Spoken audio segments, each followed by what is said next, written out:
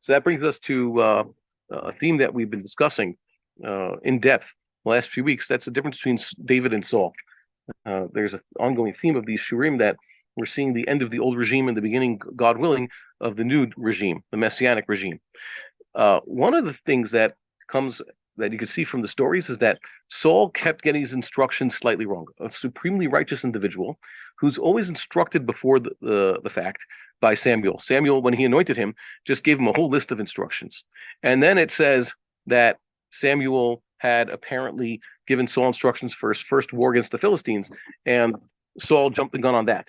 And then it was Samuel who came and told him to fight to smite Amalek and destroy everything they had, even destroy the animals and all that, not take spoils. By the way, it doesn't seem that's a mitzvah d'oraisa. That was a horah sha'ah, because the way the sages have it, you're supposed to kill all of Amalek, men, women, and children, but doesn't say you have to destroy all their spoils. Just like the special command given to Joshua at the destruction of Jericho. Normally, they were supposed to take spoils from the Canaanites, and they're supposed to leave the city standing so they can enjoy those cities. They wouldn't have to rebuild them.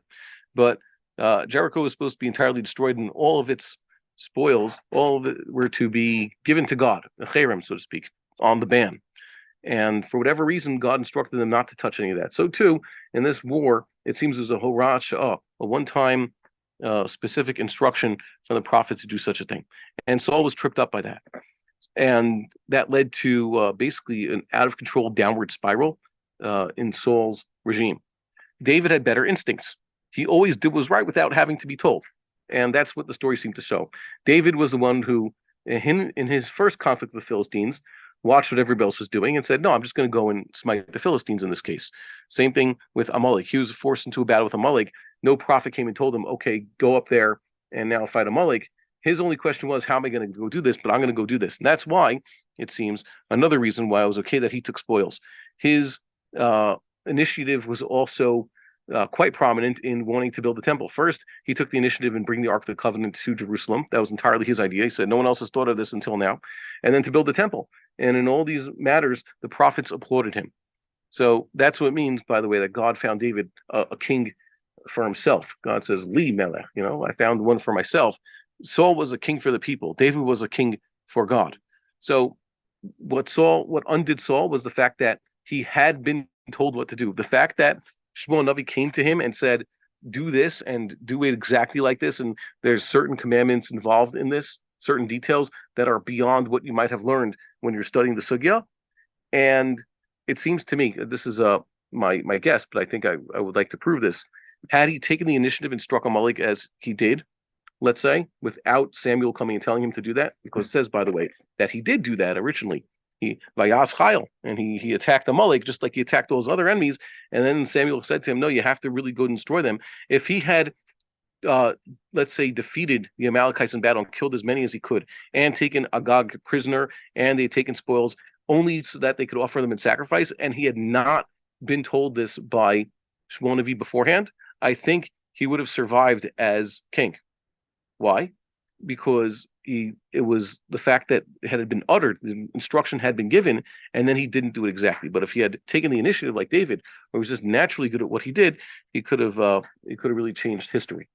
But that's not the way it happened. What does this go and teach us nowadays? It teaches us that a David-type leader, God willing, he should arise soon. That's basically what the Messiah is, just another King David-like figure who steps up and smites the enemies. Obviously, a King David-like figure will have the right instincts. He will know what to do. By the way, it says when David went independent, he was a so-called mercenary. I say that because he wasn't really fighting on behalf of Achish, king of Gath. He was fighting purely for himself and for Am Yisrael. It says he did not leave any men, women, and children survivors so that no one could say what he was really doing. He didn't want to, let's say, attack an Amalek village and destroy them, and let's say let anybody escape so that they could actually tell Achish, no, David's not fighting the enemies of Israel. David's not fighting Israel. He's fighting the enemies of Israel. And by the way, the sages do this. The enemies of Israel is a euphemism for their actual enemies. So it's sort of confusing. Who am I talking about? Well, I don't use euphemisms in this case. I mean, the Israel or the enemies of Israel. David said he was attacking his fellow Jews. In reality, he was attacking their enemies. But the point is that David, when he did this, he didn't leave any survivors. Why? And Hamaven Yavin.